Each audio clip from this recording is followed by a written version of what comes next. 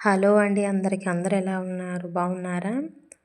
ఇవాళ మన వీడియోలో వచ్చేసి అటుకులతో పిట్టు ఎలా చేసుకోవాలో చూద్దామండి.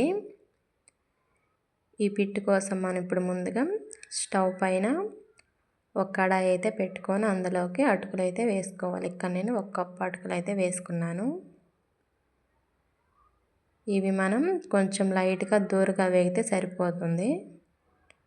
ఇలా కలపెట్టుకోవాలి, లేదంటే అడుగు మాడుతుంది. మనకి కొంచెం కలర్ చేంజ్ అయితే సరిపోతుందండి, ఎక్కువ మాడొద్దు, మాడితే బాగుండదు. మనకి ఇలా వేగితే సరిపోతుందండి. ఇప్పుడు స్టవ్ ఆఫ్ చేసుకొని ఇప్పుడు మిక్సీ జార్లోకి అటుకులు తీసుకోవాలి. మిక్సీ పట్టుకున్న తర్వాత మరీ మెత్తగా కాకుండా ఇలా రవ్వగా అయితే పట్టుకోవాలి. ఇలా రవ్వగా పట్టుకుంటే మనకి పిట్టు అనేది బాగా పొడి పొడిలాడుతూ వస్తుంది. ప్లేట్లోకి మిక్సీ పట్టుకున్న ఈ అటుకుల పొడి ఉంది కదా, అది వేసుకొని మనం దీంట్లోకి కొంచెం వాటర్ వేసుకొని ఈ అటుకుల పొడి అంతా కలుపుకోవాలి.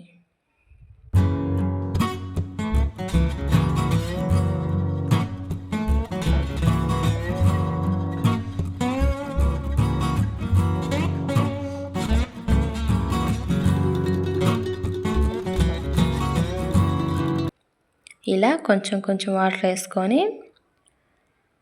మొత్తం అలా కలుపుకోవాలి. మనం చేత్తో అలా అంటే ఇలా ఉండవ్వాలి, మళ్ళీ రవ్వగా ఉండాలి నలిపినప్పుడు.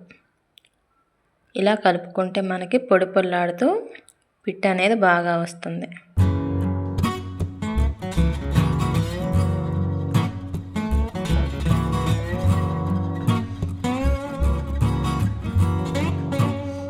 ఇప్పుడు ఒక గిన్నెలోకి నీళ్ళు తీసుకొని ఒక టవల్ తడుపుకొని ఇలా ఆ గిన్నె కట్టుకున్న తర్వాత మనం ఈ కలిపెట్టుకున్న ఈ పిట్టు ఉంది కదా, అది దాని మీద వేసుకొని ఇలా ఈవెన్గా స్ప్రెడ్ చేసుకోవాలి. ఇలా పల్చగా ఈవెన్గా స్ప్రెడ్ చేస్తే మనకి తొందరగా ఉడుకుతుంది.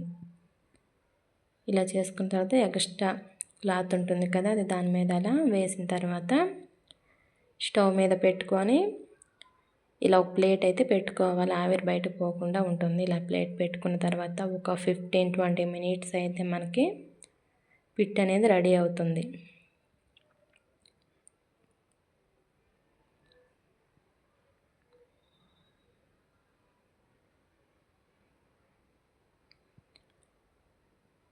ఇక్కడ మనం చేత్తో అలా నలిపి చూసుకుంటే మనకి ఉడికింది తెలుస్తుందండి.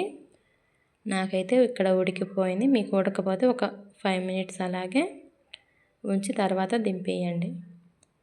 ఇప్పుడు ఒక ప్లేట్లోకి బెల్లం తురుము తీసుకొని అందులోకి ఈ పిట్టు అనేది వేసుకోవాలి.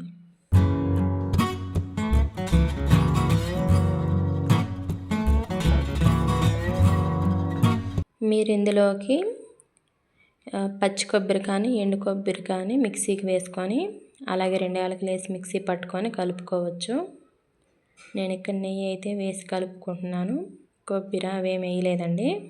మీకు ఈ వీడియో నచ్చినట్టయితే ఒక లైక్ చేయండి, అలాగే మన ఛానల్ని సబ్స్క్రైబ్ చేసుకోండి. Thank you.